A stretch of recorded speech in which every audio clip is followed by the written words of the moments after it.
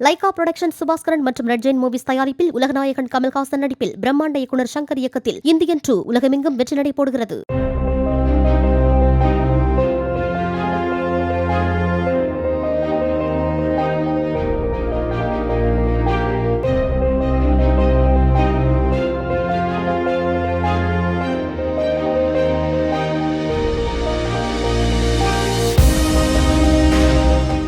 மாவட்டம் தாமரைப்பாக்கத்தில் எண்ணூர் துறைமுகம் மகாபலிபுரம் பூஞ்சேரி கிழக்கு கடற்கரை சாலை சந்திப்பு வரை 12,931 கோடி ரூபாய் செலவில் 133 கிலோமீட்டர் தொலைவில் 6 வழிச்சாலை அமைக்கும் பணியை அமைச்சர் உதயநிதி, ஏவா வேலு ஆகியோர் நேரில் ஆய்வு செய்தனர்.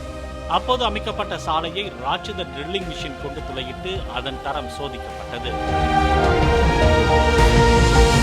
லைகா புரொடக்ஷன் சுபாஸ்கரன் மற்றும் ரெட் ஜெயின் மூவிஸ் தயாரிப்பில் உலகநாயகன் கமல்ஹாசன் நடிப்பில் பிரம்மாண்ட இயக்குனர் சங்கர் இயக்கத்தில் இந்தியன் 2 உலகமெங்கும் வெற்றி நடை போடுகிறது.